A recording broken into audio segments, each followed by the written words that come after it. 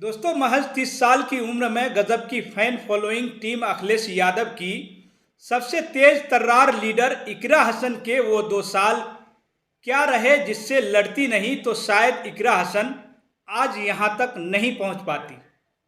एक पत्रकार ने इकरा हसन के उन 2 सालों को जब अपने अल्फाज से सजाया तब ऐसा लगा कि इकरा हसन आज जिस मुकाम पर हैं, इन 2 सालों की अहम रही इन 2 सालों की क्या अहम भूमिका रही पत्रकार की जुबानी चलिए जानते हैं। दोस्तों, इकरा हसन की जिंदगी के उन 2 सालों की कहानी, इस कहानी को सुनकर आपके रोंगटे खड़े हो जाएंगे। 26 अगस्त को कैराना से समाजवादी पार्टी की सांसद इकरा हसन 30 साल की हो गई। इकरा हसन मुजफ्फरनगर के प्रभावशाली हसन परिवार से ताल्लुक रखती हैं। इस उम्र में उन्होंने लोगों के बीच अलग लोकप्रियता हासिल की। इकरा हसन अपनी सहज भाषा शैली और जनता के बीच अपनी मजबूत जुड़ाव के लिए जानी जाती हैं। उनका संवाद करने का तरीका ऐसा है कि वह जमीनी मुद्दों को सरलता से जनता तक पहुंचा पाती हैं। इससे न केवल वह लोगों के बीच लोकप्रिय हैं, बल्कि उनकी समस्याओं को समझने और उन्हें सुलझाने में भी प्रभावी भूमिका निभाती हैं। दोस्तों, यही वजह है कि सोशल मीडिया पर भी इकरा हसन के प्रति लोगों का अलग जुड़ाव है। लेकिन इकरा हसन जिस मुकाम पर अभी हैं, उस मुकाम तक पहुंचाने में वह 2 साल इकरा हसन के लिए कितने मददगार रहे। जिन 2 सालों में इकरा हसन खुद अकेली थी, संघर्ष के दौर से गुजर रही थी। दोस्तों, एक पत्रकार ने इकरा हसन के संघर्ष के उन 2 सालों की कहानी अपनी जुबानी बयां की है। एक तरह से 26 अगस्त को मुनव्वर हसन परिवार को करीब से जानने वाले वरिष्ठ पत्रकार आस मोहम्मद कैफ ने इकरा हसन को शब्दों से भरे गुलदस्ते के जरिए जन्मदिन की मुबारकबाद दी। आस मोहम्मद कैफ ने लिखा, इकरा हसन को समझना है तो 2 साल पहले की इकरा हसन को जरा याद कीजिए।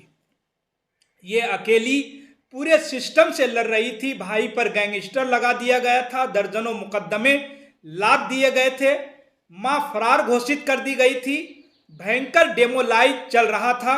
पलायन के मुद्दे की आड़ में हसन परिवार को खलनायक साबित किया जा रहा था। इकरा हसन अकेली पड़ गई थी। डरे हुए लोग मदद करने के नाम पर पीछे हट जाते थे। कोई नहीं जानता था कि इकरा हसन चुनाव लड़ेंगी। पहले सर्वाइकल की चुनौती खड़ी थी। इकरा हसन अपने भाई और अपनी मां को बचाने के लिए लड़ रही थी, परिवार को बचाने के लिए लड़ रही थी। उसने इलाहाबाद और कैराना को एक कर दिया था। कई दिन सफर में रहती थी, थकान से वकील के चैम्बर में बैठे बैठे सो जाती थी। मगर दोस्तों, वो लड़ी। वो याद है सब आज, जो अफसर उसे सांसद होने के कारण सलाम कर रहे हैं, सलाम ठोक रहे हैं। 2 साल पहले वही अफसर सीधे मुंह उनसे बात नहीं करते थे। भाई नाहिद हसन जेल में थे और अम्मी तबस्सुम हसन की गैर जमानती वारंट थे। बिना बाप की बच्ची थी, मगर उन्होंने लड़ी। इकरा हसन ये अकेले कमरे में अपने अब्बू को याद कर कर रोती थी। बाहर निकलती तो चेहरे पर मुस्कान रखकर निकलती थी। एक कंधा नहीं था इस बेटी के पास, बाप अल्लाह के पास, माँ ज्ञात स्थान पर, भाई जेल में। वहाँ से यहाँ तक पहुँची है। कलेजा चाहिए करने के लिए। सचमुच दोस्तों, शेरनी है लड़की इकरा हसन का जन्मदिन है। दुआओं से नवाज दीजिए। इनको भविष्य की बड़ी नेता है। अब कोई नहीं इनको रोक पाएंगे या रोक पाएगा। वैसे इकरा हसन अपनी हाजिरी जवाबी और प्रेजेंस ऑफ माइंड के लिए दोस्तों जानी जाती हैं। उन्होंने नई दिल्ली के क्वीन मेरी स्कूल से अपनी स्कूली शिक्षा पूरी की और दिल्ली विश्वविद्यालय के लेडी श्री राम कॉलेज से कला स्नातक की डिग्री हासिल की। इसके बाद उन्होंने 2020 में लंदन के यस विश्वविद्यालय में MSc अंतर्राष्ट्रीय राजनीति और कानून की पढ़ाई पूरी की। दोस्तों, इकरा हसन ने साल 2016 में पहली बार जिला पंचायत सदस्य का चुनाव लड़ा, लेकिन उन्हें 5000 वोट से हार का सामना करना पड़ा था। हालांकि वह कैराना की राजनीति में लगी रही। इसके बाद 2024 के लोकसभा चुनाव में समाजवादी पार्टी के राष्ट्रीय अध्यक्ष अखिलेश यादव ने उन पर भरोसा जताते हुए कैरेना लोकसभा सीट से टिकट दिया। पश्चिमी उत्तर प्रदेश की कैरेना लोकसभा सीट पर जीत दर्ज करना इतना आसान नहीं था, क्योंकि पश्चिमी उत्तर प्रदेश में सबसे ज्यादा ताकत रखने वाली राष्ट्रीय लोकदल भारतीय जनता पार्टी के साथ जा चुकी थी, जिसकी वजह से न सिर्फ कैरेना बल्कि पश्चिमी उत्तर प्रदेश की अधिकतर सीटों पर इंडिया गठबंधन की अपेक्षा एनडीए का पलड़ा भारी था।